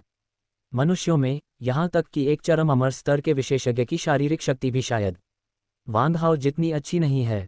अंतरिक्ष समय के भंवर में कदम रखते हुए वान हाओ ने निर्जन टावर अंतरिक्ष के 6ठे स्तर में प्रवेश किया। मेरे सामने एक धुंधली दुनिया थी। आकाश खून जैसे लाल बादलों से ढका था और जमीन गहरे लाल बलुआ पत्थर और हजारों मील तक फैले अंतहीन लाल रेगिस्तान से ढकी हुई थी। रक्त के रंग से भरी इस दुनिया में रक्त लाल आकाश और रक्त लाल धरती क्षितिज तक फैले हुए हैं, जिससे आकाश और धरती के बीच अंतर करना मुश्किल हो जाता है। आकाश और पृथ्वी के बीच की सीमा धुंधली और अव्यवस्थित हो गई। इससे भी ज़्यादा परेशान करने वाली बात यह है कि जैसे ही आप इस दुनिया में प्रवेश करते हैं, खून की एक गाढ़ी तीखी गंध हवा में फैल जाती है। ऐसा लग रहा था मानो खून जैसे लाल बादल और खून जैसी लाल धरती खून से रंगे हुए हों। 3 दिन पैदल चलने के बाद वान हाओ को आखिरकार अपने सामने फैली विशाल पर्वत श्रृंखला की एक झलक देखने को मिली। उसके भीतर की एक आवाज़ उसे लगातार आगे बढ़ने का मार्गदर्शन करती रही। उस लाल रंग की पर्वत श्रृंखला के परे एक विशाल लाल रंग की झील स्थित है। एक धुंधली आकृति पेड़ के ठूंठ पर बेसुध बैठी थी, हाथ में मछली पकड़ने वाली छड़ी लिए। उस अकेली आकृति का प्रतिबिंब खून जैसे लाल रंग की झील पर पड़ रहा था, जिससे एक बेहद भयावह माहौल बन रहा था। ये स्पष्ट था कि खून जैसे लाल रंग की वह झील पूरी तरह से निर्जीव थी और वहां किसी भी प्रकार की मछली या झींगा होने की कोई संभावना नहीं थी। वान हाओ तेजी से पहाड़ से नीचे उतरा और उस काली आकृति के पास पहुंचा। उनके करीब आने से पहले ही काले कपड़े पहने उस आदमी ने अचानक अपना सिर घुमाया और वान हाओ के कान में फुसफुसाया, चुप रहो बच्चे, अपनी आवाज़ धीमी रखो, इस बूढ़े आदमी की मछली पकड़ने में खलल मत डालो। फिर वह चुप हो गया। उसकी निगाहें उसके हाथ में मौजूद काली मछली पकड़ने वाली छड़ी पर टिकी हुई थीं। साधारण मछली पकड़ने वाली छड़ियों के विपरीत काले कपड़े पहने व्यक्ति के हाथ में मौजूद मछली पकड़ने वाली छड़ी में कोई डोरी नहीं थी। यह अंगूठे की मोटाई के बराबर और लगभग 3 मीटर लंबी एक पतली सीधी छड़ी थी। वान हाओ के अनुभव के आधार पर ऐसी मछली पकड़ने वाली छड़ी से कोई भी मछली पकड़ना असंभव होगा। वान हाओ की स्मृति और अनुभव के अनुसार मछली पकड़ने के लिए मछली पकड़ने वाली छड़ी में कम से कम एक हुक, एक मछली पकड़ने की डोरी और चारा होना आवश्यक है। काले कपड़े पहने उस आदमी के पास सिर्फ एक खाली मछली पकड़ने वाली छड़ी थी, जिसमें न तो धागा था और न ही कांटा। उसे मछली पकड़ने के लिए किसी चमत्कार का इंतजार करना पड़ेगा। वरिष्ठ, आपकी मछली पकड़ने वाली छड़ी में न तो डोरी है, न कांटा, न चारा। आप भला मछली कैसे पकड़ पाएंगे? इसके अलावा ये झील पूरी तरह निर्जीव है, यहाँ किसी भी जीवित प्राणी का कोई निशान नहीं है। वान हाओ को आश्चर्य हुए बिना नहीं रह सका, लेकिन तभी काले कपड़े पहने उस आदमी ने मुड़कर वान हाओ की ओर देखा। जब वान हाओ ने काले वस्त्र पहने उस व्यक्ति का चेहरा देखा तो वह तुरंत चकित रह गया। काले वस्त्र पहने हुए व्यक्ति ने काला चोगा ओढ़ा हुआ था और उसका सिर एक बड़े हुड से ढका हुआ था। जब वान हाओ मुड़ा तो उसे उस व्यक्ति का चेहरा साफ दिखाई दिया। काले वस्त्र पहने उस व्यक्ति का चेहरा मनुष्य के चेहरे जैसा था, जिसमें कोमल नैन नक्श, आंखें, नाक और मुंह मनुष्य के समान थे, सिवाय इसके कि उसके कान नुकीले थे। उसकी त्वचा बर्फ की तरह सफ़ेद थी और यहाँ तक कि उसकी भौहें भी चांदी जैसी सफ़ेद थीं। वे मानव जाति की एक शाखा के भीतर एक उपमानव जाति प्रतीत होते हैं, जो पौराणिक कल्पित बौनों से कुछ हद तक मिलते जुलते हैं। चुप रहो बच्चे, मैंने तुमसे चुप रहने को कहा था, मेरी मछलियों को परेशान मत करो। काले वस्त्र पहने उस व्यक्ति ने चुप रहने का इशारा किया, फिर टेलीपैथी के माध्यम से अपनी आवाज़ वान हाओ तक पहुंचाई। लड़के, तुम्हारे बगल में एक मछली पकड़ने वाली छड़ी है। अगर तुम 3 आत्मा मछली पकड़ लेते हो तो तुम वीरान टावर अंतरिक्ष के 6ठे स्तर की परीक्षा पास कर लोगे और मैं तुम्हें स्वयं विरासत की अंगूठी सौंप दूंगा। मछली पकड़ना? सीनियर, आप मजाक तो नहीं कर रहे हैं? वान हाओ ने अपनी आवाज़ प्रसारित की, लेकिन दूसरे व्यक्ति ने मुड़कर वान हाओ को नज़रअंदाज कर दिया। वान हाओ कुछ कहना चाहता था, लेकिन एक पल के लिए उसे समझ नहीं आया कि काले कपड़े पहने उस उदासीन व्यक्ति के सामने कैसे बोले। ये सही नहीं है, मैंने झील के किनारे केवल नंगे खून जैसे लाल बलुआ पत्थर ही देखे। मछली पकड़ने की छड़ी कहाँ है? जैसे ही वान हाओ ने हैरानी से अपना सिर घुमाया, उसने अपने पैरों के पास एक काली मछली पकड़ने वाली छड़ी देखी। उस पल वान हाओ को ऐसा लगा जैसे उसने कोई भूत देख लिया हो। उसे अचानक पसीना आने लगा और पूरे शरीर पर रोंगटे खड़े हो गए। वान हाओ को पूरा यकीन था कि उसकी आंखों को धोखा नहीं हो रहा था और उसे किसी भी तरह का मतिभ्रम नहीं हो रहा था। लेकिन कुछ ही क्षण पहले मेरे पैरों के नीचे कुछ भी नहीं था और अब अचानक मेरी जानकारी के बिना कहीं से एक मछली पकड़ने वाली छड़ी प्रकट हो गई है। ये क्या हो रहा है? ये मछली पकड़ने वाली छड़ी अचानक कहाँ से आ गई? मुझे कुछ महसूस क्यों नहीं हुआ? वान हाओ मछली पकड़ने वाली छड़ी उठाने के लिए नीचे झुका, लेकिन जैसे ही उसने हाथ बढ़ाकर उसे छुआ, उसने पाया कि मछली पकड़ने वाली छड़ी असामान्य रूप से भारी थी। इतना भारी! अपने पहले प्रयास में वान हाओ मछली पकड़ने वाली छड़ी को उठाने में असमर्थ रहा, जो देखने में केवल 1 उंगली जितनी मोटी और 3 मीटर से भी कम लंबी थी। यह मछली पकड़ने वाली छड़ी शायद पहाड़ से भी भारी है। वान हाओ अब एक ही मौके से लाखों ड्रैगन की शक्ति को आसानी से उजागर कर सकता है, फिर भी वह इस छोटी सी मछली पकड़ने वाली छड़ी को भी नहीं उठा सकता। धिक्कार है, मुझे विश्वास ही नहीं हो रहा। मैं इस छोटी सी मछली पकड़ने वाली छड़ी को भी नहीं उठा सकता। वान हाओ ने अपनी पूरी ताकत जुटाई, दोनों हाथों से मछली पकड़ने वाली छड़ी को कसकर पकड़ा और अपनी पूरी शक्ति लगा दी। उसकी बाहों की मांसपेशियां फूल गईं, नसें उभर आईं और उसका पूरा शरीर कांपने लगा। अरे उठो उठो! वान हाओ ने अपनी पूरी ताकत जुटाई, अपनी सारी शक्ति को अपनी दोनों हथेलियों में केंद्रित किया। बस टिल्ड! वान हाओ आखिरकार मछली पकड़ने वाली छड़ी को ऊपर खींचने में कामयाब हो गया। ऐसा लग रहा है जैसे मैं 1000 फुट ऊंचा पहाड़ उठा रहा हूँ। ये काली मछली पकड़ने वाली छड़ी पता नहीं किस चीज से बनी है, इतनी भारी है। वांग हाओ ने बड़ी मुश्किल से मछली पकड़ने वाली छड़ी उठाई। उसकी मांसपेशियां तनावग्रस्त थीं, मानो वह किसी भी क्षण गिर जाएगा। वह लड़खड़ा रहा था। काले वस्त्र पहने व्यक्ति ने वांग हाओ की ओर मुड़कर देखा। उसके चेहरे पर आश्चर्य के भाव थे। शाबाश, तुम्हारे पास तो अलौकिक शक्ति है। बुरा नहीं, बिल्कुल भी बुरा नहीं। इतना कहकर वह फिर पीछे मुड़ गया। उसकी निगाहें खाली पड़ी मछली पकड़ने वाली छड़ी पर टिकी हुई थीं। कितना ताकतवर! मछली पकड़ने वाली छड़ी को उठाने में मुझे अपनी पूरी ताकत लगानी पड़ी, जबकि काले कपड़े पहने उस आदमी ने उसे एक हाथ से ही आसानी से उठा लिया। ताकत के मामले में तो मैं उससे कहीं कमज़ोर हूँ। उसी क्षण वांग हाओ के साथ कुछ और भी आश्चर्यजनक घटना घटित हुई। अचानक खून जैसे लाल रंग की झील की सतह पर एक हल्की सी लहर दिखाई दी और फिर एक छोटी लाल मछली झील से बाहर उछली और मछली पकड़ने वाली छड़ी के सिरे को काट लिया। ये पुस्तक से आती है। स्टॉप। अध्याय 885 भ्रम। समय का उलटफेर। वह कैसे संभव है? वांग हाओ की आंखें आश्चर्य से चौड़ी हो गईं और वह चिल्ला उठा। उस चीख से कांटे में फंसी मछली चौंक गई, जिससे उसने अपना मुंह छोड़ दिया और लाल कीचड़ के पोखर में बदल गई और झील में गिर गई। इस बिंदु पर मुझे उम्मीद है कि पाठक ताइवानी उपन्यासों तक आसान पहुंच के लिए हमारे डोमेन नाम को याद रखेंगे। ये देखकर वांग हाओ अवाक रह गया। मैंने इससे पहले कभी ऐसी विचित्र मछली नहीं देखी। ये झील से उछलकर मछली पकड़ने वाली छड़ी को काट सकती है, लेकिन जब डर जाती है तो कीचड़ के पोखर में बदल जाती है और बिना कोई निशान छोड़े गायब हो जाती है। वांग हाओ को तो ये भी संदेह था कि वह किसी प्रकार के बुरे जादू या भ्रम के प्रभाव में आकर इस विचित्र दृश्य का साक्षी बना था। लेकिन तभी काले वस्त्र पहने उस अजनबी ने अचानक अपनी मछली पकड़ने वाली छड़ी को एक तरफ रख दिया और हाथ के एक इशारे से वह काली छड़ी हवा में गायब हो गई। बेटा, अब तुम्हारा काम बढ़कर 4 हो गया है। जैसे ही तुम 4 आत्मा मछली पकड़ लोगे, तुम मेरी परीक्षा पास कर लोगे। वांग हाओ थोड़ा हैरान था। काले कपड़ों में यह आदमी जवान और आकर्षक दिख रहा था, लेकिन वह खुद को बार बार बुरा कह रहा था, मानो वह बहुत बुरा हो। हालांकि वांग हाओ ने इस बारे में फिर से सोचा और महसूस किया कि यह वास्तव में संभव था। उस रहस्यमयी निर्जन मीनार के स्वामी का सेवक बनने के लिए स्वाभाविक रूप से पर्याप्त शक्ति और उम्र का होना आवश्यक है। इसके अलावा निर्जन मीनार इस निर्जन क्षेत्र में न जाने कितने समय से मौजूद है, इसलिए काले वस्त्रों में लिपटा यह विचित्र व्यक्ति संभवतः करोड़ों वर्ष पुराना है। शायद काले कपड़ों में इस अजीब आदमी के पास कोई अद्भुत एंटी एजिंग तकनीक है, जिसकी वजह से उसने अपनी युवावस्था को बरकरार रखा है। वांग हाओ को इस बात की परवाह नहीं थी कि कोई नया काम जोड़ा गया है। इसके बजाय उसकी निगाहें काले कपड़े पहने उस आदमी की पीठ पर टिकी हुई थीं, और वह लगातार उसकी पहचान और नस्ल का अनुमान लगाने की कोशिश कर रहा था। अरे बच्चे, क्या तुम्हें लगता है कि मेरा शरीर अच्छा है? खांसी खांसी खांसी खांसी। वांग हाओ अचानक शर्म से लाल हो गया। उसे बिल्कुल भी उम्मीद नहीं थी कि उसके सामने ढीला काला चोला पहने खड़ी व्यक्ति वास्तव में एक महिला थी। क्या मेरी बहन का शरीर इतना आकर्षक है कि तुम बोल भी नहीं सकते? इस क्षण काले वस्त्रधारी व्यक्ति की आवाज़ पहले से बिल्कुल अलग थी। ये बूढ़ा आदमी कहने का उसका लहजा एकदम बदल गया था। उसकी जगह एक मीठी सुरीली आवाज़ आ गई थी, मानो स्वर्ग से उतरी कोई परी हो। उसे सुनते ही वांग हाओ को ऐसा लगा मानो उसने एक पल के लिए अपनी आत्मा खो दी हो। वांग हाओ के माथे पर पसीना आ रहा था और वह असमंजस में था। क्या हो रहा है? क्या काले कपड़े वाला व्यक्ति पुरुष है या महिला? 2 बिल्कुल अलग अलग आवाज़ें क्यों आ रही हैं?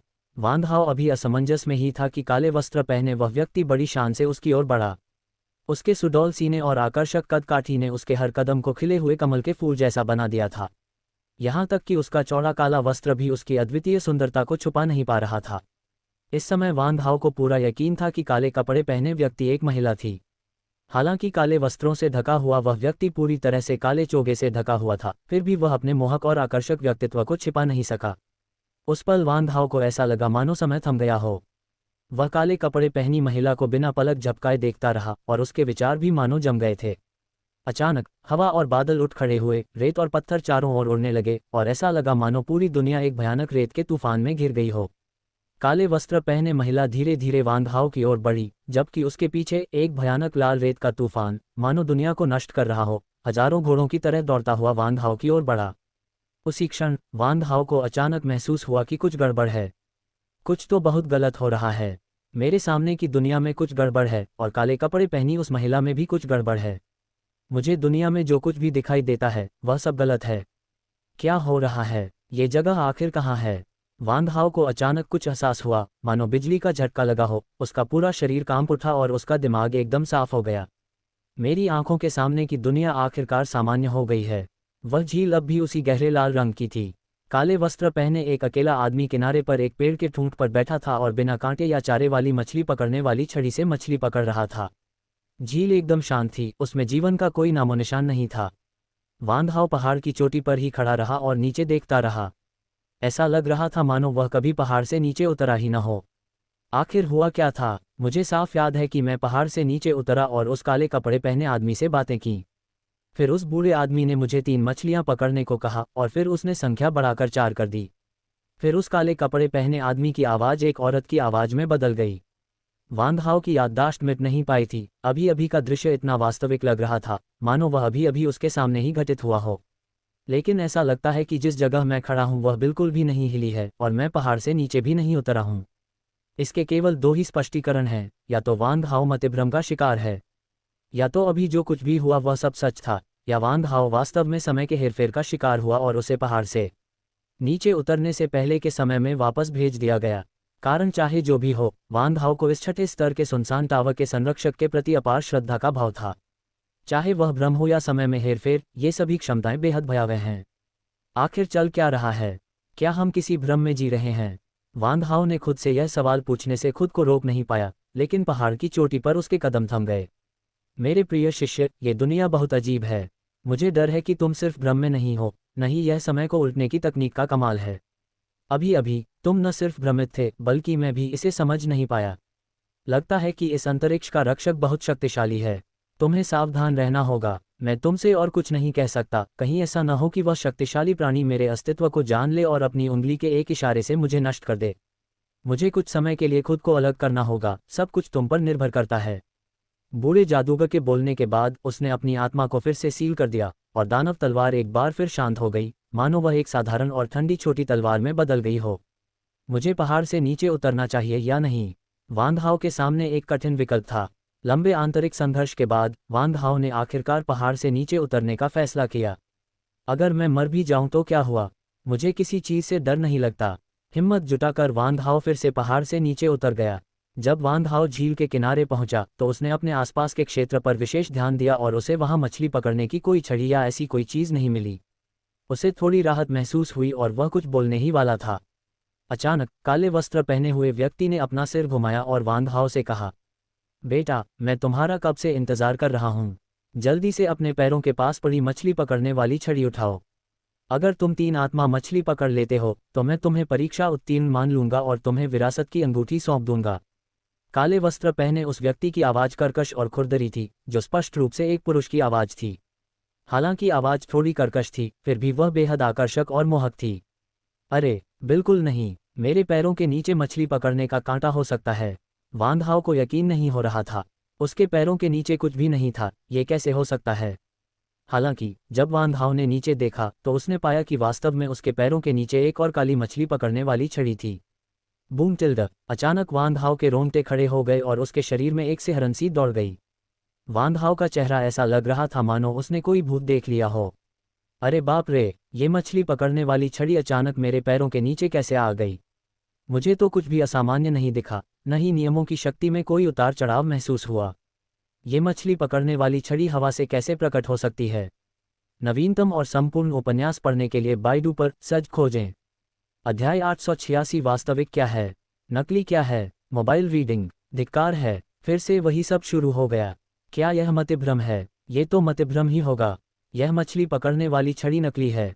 वांग हाओ के माथे पर ठंडा पसीना आ गया था और उसकी मांसपेशियां अकड़ गई थीं। वह मछली पकड़ने वाली छड़ी उठाने के लिए नीचे नहीं झुका, बल्कि काले कपड़े पहने आदमी की ओर देखकर बोला, वरिष्ठ, ये सब एक भ्रम है। यह मछली पकड़ने की छड़ी नकली है और आप भी नकली हैं। ये झील नकली है, सारा संसार नकली है। एक ईमानदार व्यक्ति छुपकर काम नहीं करता, इसलिए कृपया अपना असली रूप प्रकट करें, वरिष्ठ। हा, बच्चे, क्या असली है, क्या नकली? तुम्हें कैसे पता कि तुम जो देख रहे हो वो बिल्कुल सच है? अगर तुम्हें जवाब जानना है तो खुद जाकर ढूंढो। मैं तुम्हारे साथ मजाक नहीं कर रहा। हा टिल्ड। जैसे ही उसने बोलना समाप्त किया, काले वस्त्र पहने वह व्यक्ति अचानक हवा में गायब हो गया। तभी दूर से एक आवाज आई, बच्चे, अगर तुम्हें परीक्षा पास करनी है तो मछली पकड़ने जाओ। आवाज अचानक बंद हो गई, लेकिन झील एकदम सन्नाटे में डूबी रही।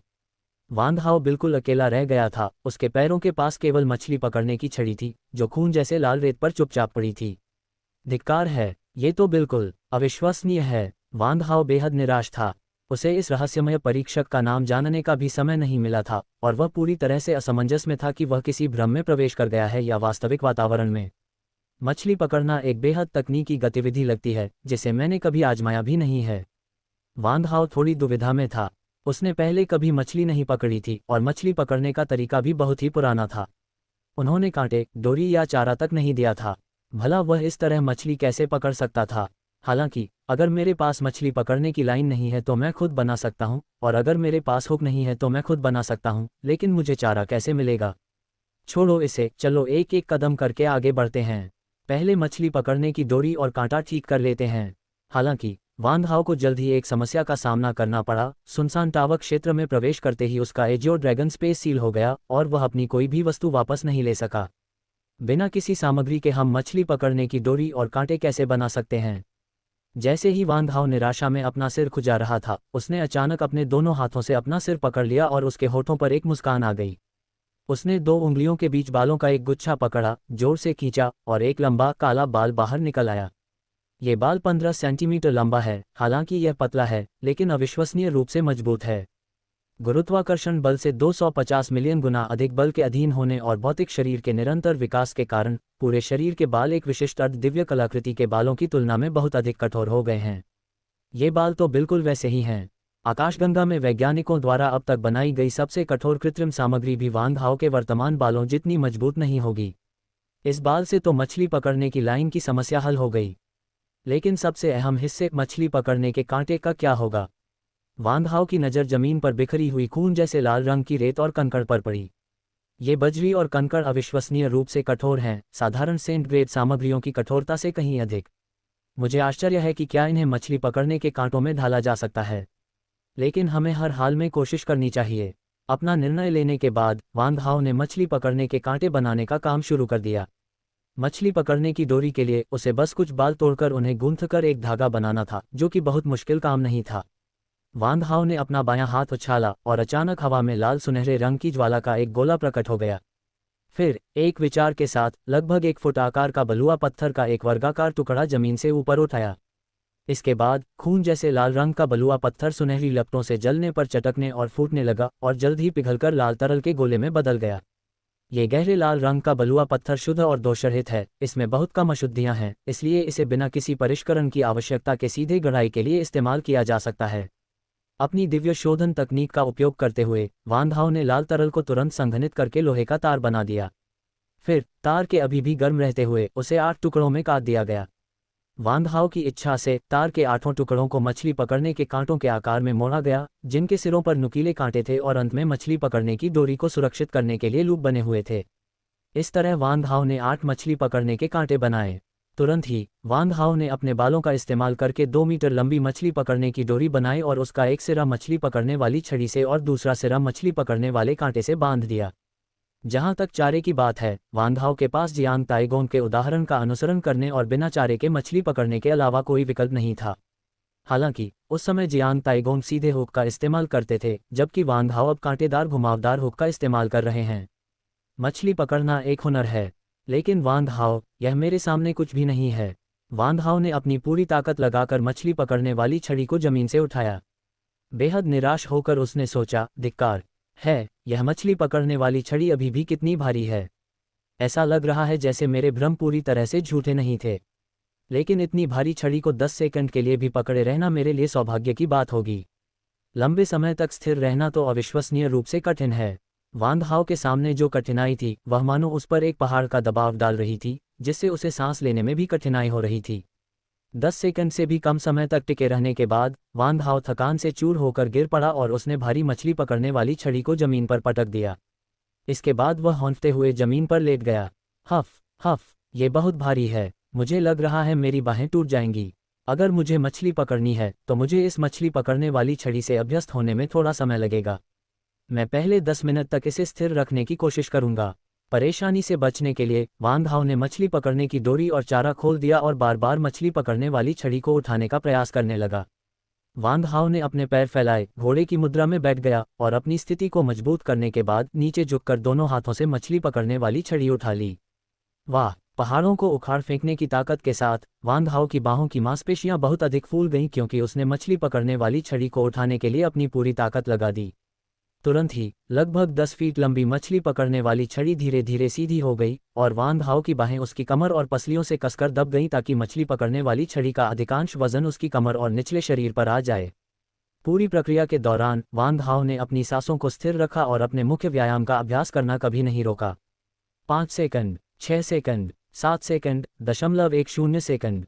वांग हाओ की सांसें तेज होती गईं, उसकी मांसपेशियां तन गईं, उसकी आंतरिक ऊर्जा और रक्त का प्रवाह अनियंत्रित हो गया और उसके शरीर पर बने 10 सुनहरे चक्राकार प्रतीक चमक उठे। उसके शरीर पर बने घने सुनहरे राक्षसी पैटर्न तेजी से चमकने लगे जिससे वांग हाओ का पूरा शरीर सुनहरी रोशनी से जगमगा उठा। यांगशा दानव पैटर्न के जागृत होने से वांग हाओ के पूरे शरीर पर दबाव कम हो गया जिससे वह अधिक समय तक टिक सका। 15 सेकंड, 16 सेकंड, 17 सेकंड, 0.30 सेकंड। वांग हाओ की सांसें तेज हो गईं, उसके दांत भींच गए और वह पसीने से तरबतर हो गया। उसे ऐसा लग रहा था मानो उसकी बाहों की मांसपेशियां उसके शरीर से अलग हो जाएंगी। Boom tilde. अंततः 37वें सेकंड पर वांग हाओ का हाथ और नहीं टिक पाया और मछली पकड़ने वाली छड़ी समेत उसका पूरा शरीर जमीन पर गिर पड़ा। सौभाग्य से जमीन पर गिरने से पहले ही वांग हाओ ने अपने हाथ छुड़ा लिए थे, वरना मछली पकड़ने वाली छड़ी से उसकी दोनों हथेलियां शायद चपटी हो जातीं। हालांकि जमीन पर लेटा हुआ वांग हाओ बहुत हैरान था। तार्किक रूप से वस्तु जितनी भारी होगी, जमीन पर गिरने पर उससे उतनी ही अधिक संभावित ऊर्जा उत्पन्न होगी। जमीन पर गिरने पर ध्वनि उतनी ही धीमी होगी और यह आसानी से जमीन में गड्ढे भी बना सकती है। मछली पकड़ने वाली छड़ी पंख की तरह बहुत धीरे से जमीन पर गिरी, नर्म बलुआ पत्थर के समुद्र तट पर एक हल्का सा निशान भी छोड़े बिना हल्के से गिरी। कितना अजीब है, क्या हो रहा है? यह मछली पकड़ने वाली छड़ी किस चीज से बनी है? ये तो बहुत ही विचित्र है। ये पुस्तक 047 से आती है। स्टॉप। अध्याय 887 पतित दिव्य वसंत। इस दृश्य ने वांग हाओ की समझ को पूरी तरह से उलट दिया। कठोरता के लिहाज से इस नर्म बलुआ पत्थर के समुद्र तट पर हल्के कदम रखने से भी पैरों के निशान बन जाते, लेकिन पहाड़ से भी भारी मछली पकड़ने वाली छड़ी का तो जरा सा भी निशान नहीं छूटा। ये तो बिल्कुल अतार्किक है। इस समय वांग हाओ को काले कपड़े पहने उस व्यक्ति के शब्द याद आ गए। सच क्या है और झूठ क्या है? वांग हाओ ने वाक्य पर ध्यानपूर्वक विचार किया, मानो अचानक उसे कोई बात समझ में आ गई हो। क्या यह मछली पकड़ने वाली छड़ी नकली हो सकती है, या ये सिर्फ मेरी कल्पना है? वांग हाओ ने अपना सिर हिलाया, अपनी जादुई आंख को सक्रिय किया और पाया कि मछली पकड़ने की छड़ी बिल्कुल वास्तविक वस्तु थी। अपनी जादुई दृष्टि से वांग हाओ ने देखा कि दुनिया में मौजूद सभी पदार्थ वास्तविक हैं। आश्चर्यजनक रूप से जब उन्होंने मछली पकड़ने वाली छड़ी को देखा तो उन्हें उस पर सार्वभौमिक नियमों का कोई निशान नहीं मिला, न ही ऊर्जा में उतार चढ़ाव का कोई संकेत मिला।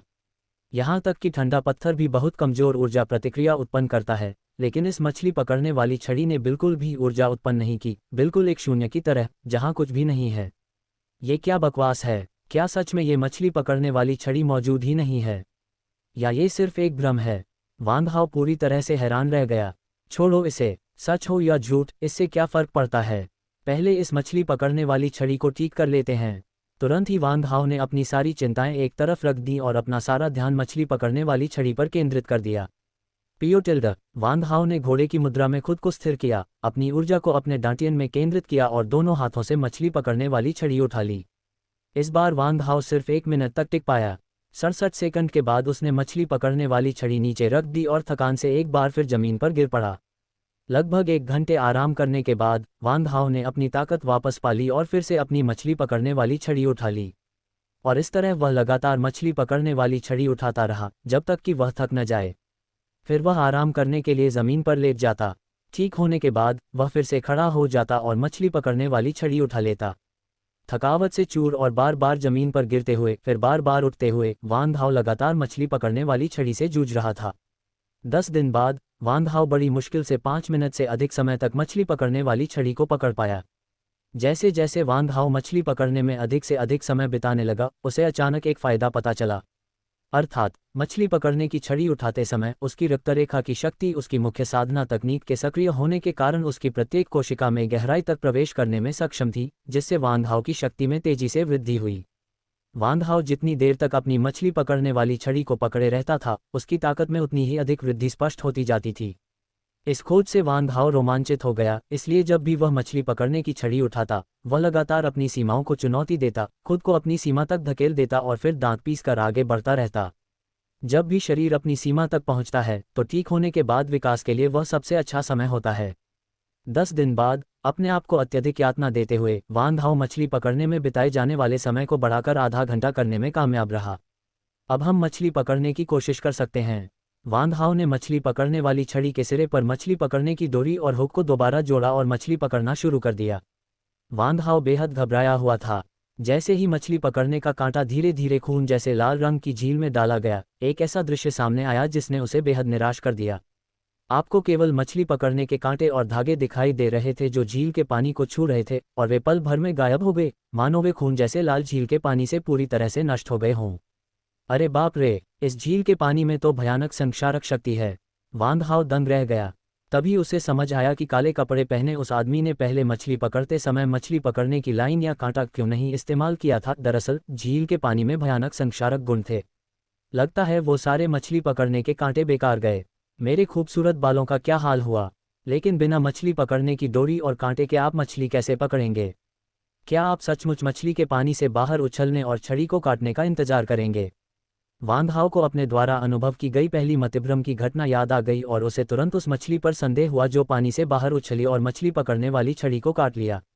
वान हाओ ने मूर्खतापूर्वक आधे घंटे तक मछली पकड़ने वाली छड़ी को सीधा पकड़े रखा, जब तक कि वह थक नहीं गया और अंत में छड़ी के साथ ही किनारे पर गिर पड़ा। झील पूरी तरह से शांत, निर्जीव और जीवन के किसी भी संकेत से रहित रही। ये सिलसिला 3 बार दोहराया गया, लेकिन वान हाओ को मछली का एक भी निशान नहीं दिखा। उसे संदेह होने लगा, क्या इस झील में कोई मछली है? इस रक्त लाल रंग की झील का पानी असामान्य रूप से विचित्र है, यहाँ तक कि दानव नेत्र भी इसके आर पार नहीं देख सकता। पूरी झील की सतह रक्त की तरह लाल है और इसकी गहराई अथाह है। वान हाओ ने अपनी मानसिक शक्ति का उपयोग करके झील की तलहटी का पता लगाने की कोशिश भी की, लेकिन पाया कि झील का पानी असाधारण रूप से विशेष था और उसकी मानसिक शक्ति भी उसमें प्रवेश नहीं कर सकती थी। यहाँ तक कि जब वान हाओ ने इंक स्टार सिस्टम का उपयोग करके स्कैन किया, तब भी वह ये निर्धारित नहीं कर सका कि रक्तलाल झील का पानी किस प्रकार का तरल पदार्थ था। ठीक उसी समय जब वान हाओ पूरी तरह से हताश हो चुका था, मो लिंग ने अचानक एक लंबे समय से गुमशुदा आवाज में बात की। मूर्ख, ये रात्रि कल्पित बौनों का पतित झरना है। किंवदंती है कि कल्पित बौनों के राजा ने अपनी जाति के साथ विश्वासघात किया और एक घृणित रात्रि कल्पित बौना बन गया और अपने ही रक्त का उपयोग करके एक विश्वासघातित देवता के शापित रक्त का निर्माण किया। ये पतित दिव्य झरना एक शापित एल्फ राजा का रक्त है। किंवदंती है कि ये दुष्ट रक्त झरना लोगों को भ्रष्ट इच्छाओं के लिए उकसा सकता है और उन्हें शाश्वत अभिशाप से ग्रसित कर सकता है। मो लिंग ने खून जैसे लाल रंग की झील को पौराणिक पतित दिव्य झरने के रूप में पहचाना और साथ ही काले वस्त्र पहने उस व्यक्ति की पहचान पर संदेह करने लगी। अरे बड़े मूर्ख, काले वस्त्रों वाला वह आदमी संभवतः एक नाइट एल्फ है और उसकी प्रतिष्ठा और पद काफी ऊंचा होना चाहिए, अन्यथा वह इस पतित दिव्य झरने पर अधिकार नहीं कर पाता। जब मो लिंग ने उसे इस तरह याद दिलाया तो वान हाओ के दिमाग में एक विचार कौंध गया। पहले मुझे लगा कि काले कपड़ों वाला यह आदमी कुछ हद तक बौने जैसा दिखता है, लेकिन उसकी आंखें, बाल और त्वचा का रंग पौराणिक बौनों से अलग था। मो लिंग के ऐसा कहने के बाद वान हाओ को अचानक एहसास हुआ, तो वो काले कपड़ों वाला आदमी असल में एक नाइट एल्फ था। वैसे मो लिंग, इस फॉलन डिवाइन स्प्रिंग में किस तरह की मछलियां हैं? हम उन्हें कैसे पकड़ सकते हैं? मो लिंग को भी इस सवाल का जवाब नहीं पता था, लेकिन उसके मन में कुछ अनुमान थे। मुझे इस बारे में पक्का यकीन नहीं है, लेकिन मुझे उन मछलियों से अराजक आत्मा की आभा का आभास हुआ। ये बहुत संभव है कि इस झील की मछलियां अराजक आत्माओं की अभिव्यक्तियां हों। वान हाओ और भी ज्यादा हैरान था। उसने अराजकता की शक्ति के बारे में तो सुना था, लेकिन उसने कभी नहीं सुना था कि अराजक शून्य आत्मा क्या होती है।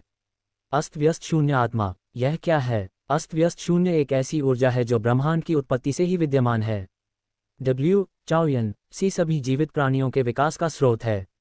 एक अर्थ में इसे समस्त जीवन का पूर्वज और जीवन के नियमों का वाहक माना जा सकता है।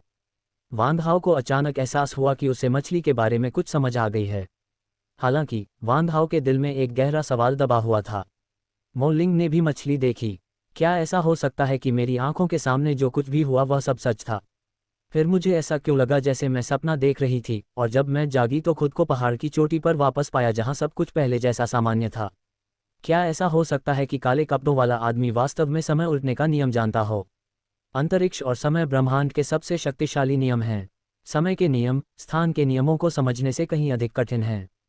इस समय मो लिंग के शब्दों ने वान हाओ के उत्साह पर पानी फेर दिया। बेवकूफ, ये इतना आसान नहीं है।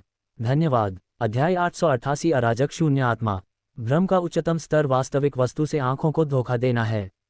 जो सच है वो झूठ हो सकता है और जो झूठ है वो सच हो सकता है, जो झूठ है वो सच हो सकता है और जो सच है वो झूठ हो सकता है। जो आप महसूस करते हैं वो झूठ नहीं हो सकता और जो आप देखते हैं वो सच नहीं हो सकता। माया के उस्ताद के लिए सत्य और असत्य केवल एक माया पैदा करने के उपकरण हैं।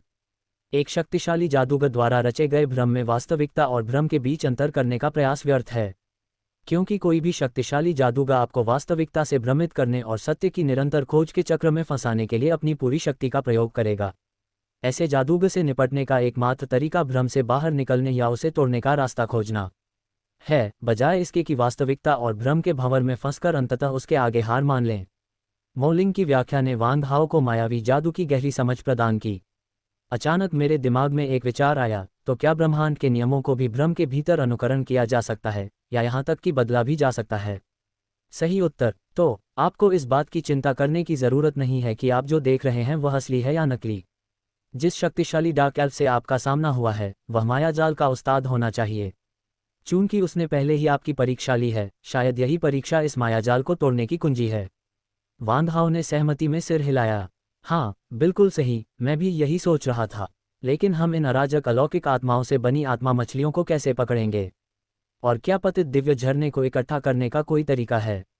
मुझे लगता है कि अगर पतित दिव्य झरने का इस्तेमाल दुश्मनों के खिलाफ किया जाए तो यह एक बहुत शक्तिशाली हथियार साबित होगा। ये पतित दिव्य जलप्रपात अमर प्राणियों को भी आसानी से नष्ट कर सकता है, जिससे उनकी आत्माएं हमेशा के लिए कैद हो जाती हैं।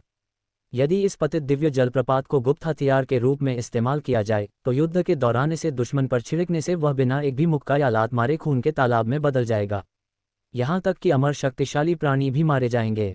इस तरह का शक्तिशाली तुरुप का पत्ता हत्या, लूटपाट, छुपकर किए गए हमलों और हत्याओं के लिए एक आवश्यक उपकरण मात्र है। बेवकूफ़, तुम हद से ज़्यादा मूर्ख हो।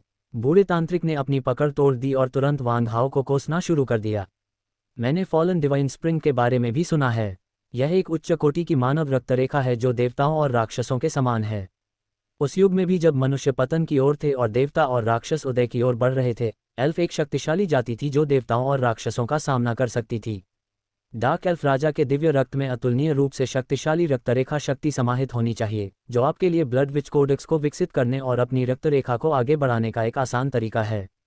एल्फ्स मानव जाति की ही एक शाखा हैं जिनका रक्त संबंध मानव जाति से ही है। दिव्य या राक्षसी रक्त को अवशोषित करने की तुलना में आपकी अवशोषण और शोधन क्षमता कहीं अधिक होगी। इतना अनमोल खजाना, फिर भी आप इसे केवल अपने शत्रुओं के विरुद्ध विष के रूप में उपयोग करने के बारे में सोचते हैं, ये तो सरासर व्यर्थ है। एल्डर वू की बातें सुनकर वांग हाओ को खुद पर शर्म महसूस हुई। दरअसल ब्लड विच कोडेक्स में महारत हासिल कर चुके वांग हाओ के लिए उच्च स्तरीय रक्तवंश से बढ़कर कुछ भी कीमती नहीं था जो उसके रक्तवंश के स्तर को बढ़ा सके, विशेष रूप से डार्क नाइट किंग का दिव्य रक्त।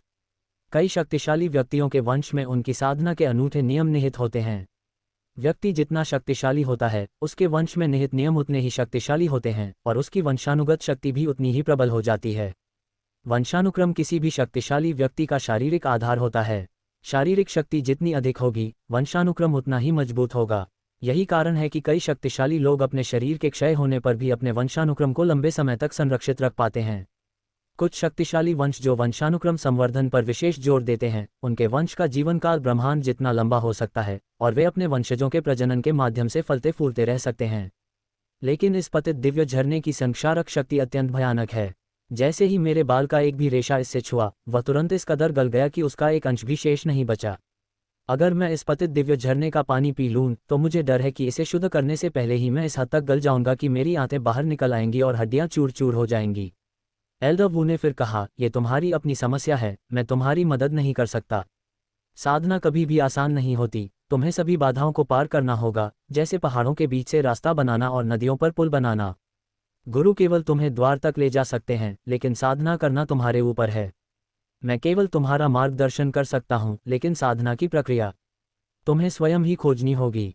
एल्डर वू के बोलने के बाद उन्होंने और कुछ नहीं कहा और वांग हाओ को खुद ही समाधान निकालने के लिए छोड़ दिया। मैं अपने भौतिक शरीर को दूषित किए बिना इस पतित दिव्य झरने को कैसे शुद्ध कर सकता हूँ? वांग हाओ किनारे पर पालथी मारकर बैठ गया। अचानक समुद्र तट पर खून जैसे लाल बलुआ पत्थर को देखकर वांग हाओ को एक अद्भुत विचार आया। इस गिरी हुई दिव्य जलधारा ने झील की तलहटी या किनारे पर मौजूद बलुआ पत्थर को क्यों नहीं नष्ट किया, जबकि बलुआ पत्थर से बने मेरे मछली पकड़ने के कांटे तो नष्ट हो गए। वांग हाओ ने किनारे से मुट्ठी भर बलुआ पत्थर उठाया और उसे झील में फेंक दिया। झील के पानी के संपर्क में आते ही ये कंकड़ पूरी तरह से गलकर नष्ट हो गए। कितनी अजीब बात है। वान हाओ ने दोबारा कोशिश की और झील में फेंकी गई रेत और बजरी पल भर में ही गलकर नष्ट हो गई। फिर वान हाओ ने मछली पकड़ने वाली छड़ी का इस्तेमाल करके उस जगह से बलुआ पत्थर का एक टुकड़ा तोड़ दिया जहां झील का पानी बलुआ पत्थर से मिलता था और उसका ध्यानपूर्वक निरीक्षण किया। फिर वान हाओ को इस रहस्य का पता चल गया।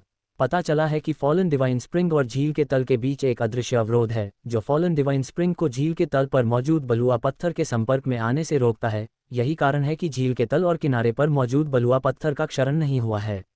वान हाओ द्वारा तोड़े गए बलुआ पत्थर के ठीक ऊपर खून जैसा लाल झील का पानी वास्तव में हवा में लटका हुआ था, न कि टूटे हुए बलुआ पत्थर द्वारा छोड़े गए खाली स्थानों को भर रहा था।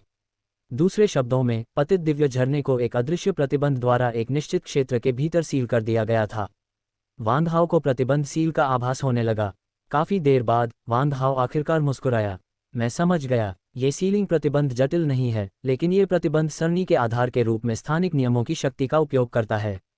अगर मैं इसे दोहराना चाहता हूं, तो मुझे स्थान की शक्ति का उपयोग करना सीखना होगा। वान हाओ का विचार था कि वह उस प्रतिबंध चिन्ह का अनुकरण करे जिसने पतित दिव्य झरने को सील कर रखा था। इस तरह वान हाओ आसानी से पूरी झील में मौजूद सभी पतित दिव्य झरनों को सील करके अपने स्थानिक वलय में संग्रहित कर सकता था। पूरी झील का पानी निकाल दो और कुछ छोटी मछलियां पकड़ना बहुत आसान हो जाएगा। वान हाओ ने अंतरिक्ष की शक्ति को अपनी तलवारबाजी में समाहित करके ही शटिंग वर्ड स्लैश का निर्माण किया। स्थानिक शक्ति को महसूस करना या यहाँ तक कि इसका उपयोग प्रतिबंधात्मक सरणी पैटर्न स्थापित करने के लिए करना वान हाओ के लिए बहुत मुश्किल है। आखिरकार अंतरिक्ष और समय ब्रह्मांड के सबसे जटिल नियम हैं। इन दोनों नियमों को समझने के लिए न केवल अद्भुत प्रतिभा की आवश्यकता होती है, बल्कि भाग्य का साथ भी जरूरी है। वान हाओ की प्रतिभा को मनुष्यों में अच्छा माना जाता है, लेकिन पूरे ब्रह्मांड में अन्य जातियों के प्रतिभाशाली लोगों की तुलना में वह बहुत पीछे है। अंतरिक्ष की शक्ति को समझना और उसका उपयोग करना उसके लिए अत्यंत कठिन है। लेकिन वान हाओ के पास इसके बारे में सोचने का समय ही नहीं था। वान हाओ के विचार में वर्तमान में एकमात्र तरीका अंतरिक्ष की शक्ति पर महारत हासिल करना, पतित दिव्य झरने को सुखाने के लिए प्रतिबंध गठन की नकल करना और फिर आत्मा मछली को पकड़ना है। वान हाओ ने क्रिम्सन ड्रैगन बैटल ब्लेड को बार बार घुमाना शुरू कर दिया और एक के बाद एक आकाश क्षयकारी वार करने लगा। अंतरिक्ष की शक्ति का उपयोग करते हुए वान हाओ ने अपना सारा ध्यान अंतरिक्ष की शक्ति का अवलोकन करने पर केंद्रित कर दिया। स्थानिक बलों के निर्माण का अवलोकन इस सबसे भद्दे और सरल तरीके से करें। स्टॉप अध्याय 889 स्थानिक तरंगें। अपने मोबाइल फोन पर पढ़ने के लिए यहाँ क्लिक करें। उद्धरण चिन्ह कोष्टक उद्धरण कोष्टक उद्धरण चिन्ह। वह हर वार के साथ जोरदार प्रहार करता था। स्थानिक तरंगें बाहर की ओर फैलती हैं और संपूर्ण अंतरिक्ष में स्थानिक शक्ति द्वारा निर्मित स्थानिक तरंगें निकट से दूर तक ब्लेड के प्रकाश को ले जाती हैं और एक अतुलनीय रूप से तेज ब्लेड आभा उत्सर्जित करती हैं, जो आकाश और पृथ्वी पर फैल जाती है। वान हाओ पूरी तरह से आत्मविस्मृति की अवस्था में लीन हो गया था, मानो वह गायब हो गया हो और उसका शरीर आसपास के अंतरिक्ष के साथ एक हो गया हो। मुझे तो पता भी नहीं चला कि कितना समय बीत गया।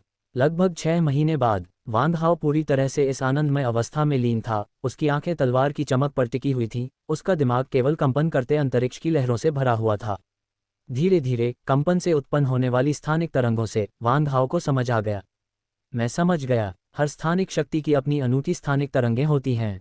स्थानिक तरंग पर महारत हासिल करना ही स्थानिक शक्ति पर महारत हासिल करना है।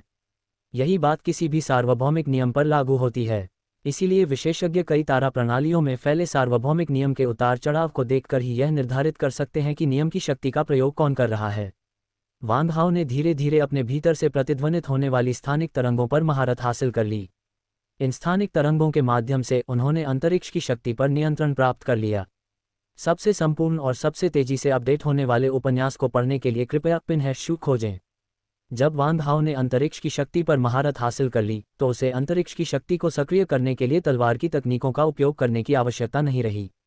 इसके बजाय एक विचार से ही वान हाओ की आत्मा ने आकाश और पृथ्वी को झकझोर दिया और अंतरिक्ष की शक्ति लगातार उसके शरीर में समाहित होती चली गई। ये स्थानिक शक्ति सीधे वान हाओ के आंतरिक जगत में प्रवेश कर गई, धीरे धीरे संचित होती रही जब तक कि अंततः यह एक स्थानिक क्रिस्टल कोर में संघनित नहीं हो गई। हालांकि मैंने अंतरिक्ष की शक्ति में महारत हासिल कर ली है, लेकिन इसका कुशलतापूर्वक उपयोग करना बेहद मुश्किल है। एक विचार के साथ ही वान हाओ के सामने अचानक अंतरिक्ष शक्ति से निर्मित एक अंतरिक्षीय ब्लेड प्रकट हो गया। ये स्थानिक ब्लेड आधा मीटर लंबा और हथेली की चौड़ाई का है और इसका पूरा शरीर स्थानिक शक्ति के संघनन से बना है। लगभग पलक झपकते ही वान हाओ एक स्थानिक तरंग ब्लेड में परिवर्तित हो गया और तेजी से दूर चला गया। स्थानिक तरंगों के इस तेज प्रहार ने खामोशी और अदृश्यता से सैकड़ों मीटर लंबी एक स्थानिक दरार को चीर दिया और अंततः स्थानिक टुकड़ों में विलीन होकर बिना किसी निशान के गायब हो गया। ये स्थानिक शक्ति अद्भुत है। यहाँ तक कि सबसे सरल स्थानिक तरंग ब्लेड का वार भी बहुत शक्तिशाली है। इससे भी महत्वपूर्ण बात यह है कि यह शांत और गुप्त है। यदि इसका सही ढंग से उपयोग किया जाए तो यह निश्चित रूप से एक तुरुप का पत्ता साबित होगा। किसी हत्यारे के लिए अंतरिक्ष की शक्ति पर महारत हासिल करना उसकी हत्या की विधियों को बेहद सुविधाजनक बना देगा।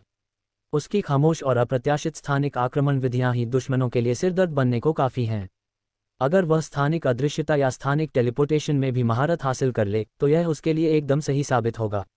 अब जबकि मैं स्थानिक शक्ति का कुशलतापूर्वक उपयोग कर सकता हूं, अगला कदम इसका उपयोग करके सरणी संरचनाएं और प्रतिबंध स्थापित करना है।